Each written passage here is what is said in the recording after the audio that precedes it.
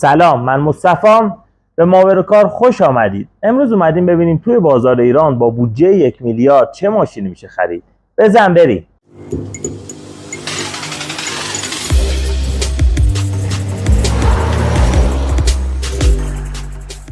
میریم سراغ گزینه اول، پژو 207 اتومات، محبوب بازار.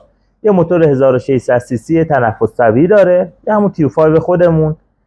کروز کنترل داره، آینه های بغلش برقی هن، تهویه اتومات داره، مانیتور 7 اینچ داره، یه سری آپشن های اولیه.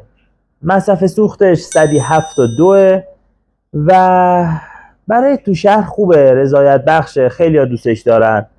ولی یه سری ایرادات هم داره، مثل سواری خشکش، مثل فضای عقب برای سرنشینان خیلی کوچیکه و صندوق عقب خیلی کوچیکی داره.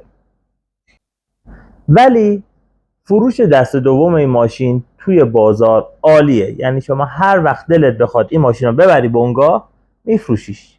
و اما میریم سراغ گزینه دوم، X22 پرو دستی با یه موتور 1500 تنفس طبیعی و مصرف سوخت 161. یه رقیب جدیه برای پژو 207، چون هم ظاهر بروزتری داره و هم ارتفاع بیشتری و هم آپشن‌های بیشتری، مثل کنترل پایداری، کنترل کشش، کنترل ایستایی در سربالایی یا کنترل سرعت در سرازیری که اینا توی 207 نیست.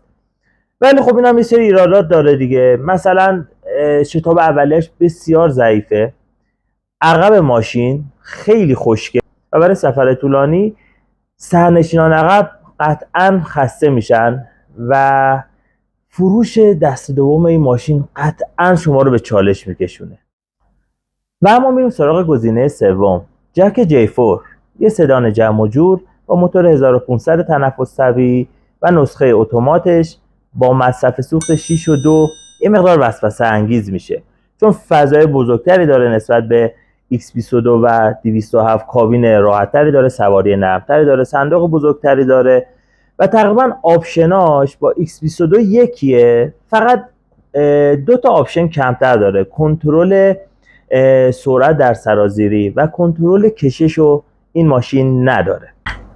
و اما این ماشین یه سری ایرادات هم داره، مثل شتاب اولیش که ضعیفه، گیربکس CVT که کنده، طراحی داخل کابین که قدیمیه و متریال استفاده شده داخلش خیلی کیفیت خوبی نداره، عایق بندی صوتی خوبی نداره و همچنین مثل X22 برای فروشش قطعا داستان داری. و اما گزینه چهارم، تاراوی 1، یه سدان خانوادگی با موتور 1600 تنفس طبیعی و مصرف سوخت 172.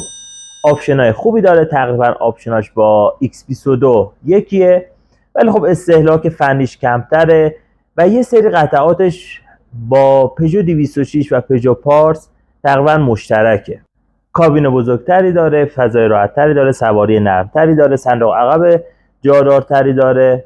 ولی خب این ماشین هم مثل اون 3 تا گزینه قبلی یه سری ایرادات داره، از جمله کیفیت فنیش که نه چندان بالاست، طراحی بدنش ناهماهنگه، طراحی داخلی قدیمی، متریال کیفیت، امکاناتش محدوده ولی عوضش قیمتش بالاست، خرجش از 207 هم بیشتره.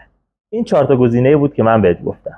حالا تو اگر دنبال ماشینی هستی که راحت‌تر بتونی بفروشیش، دم دستت باشه، پژو 207 گزینه خوبیه.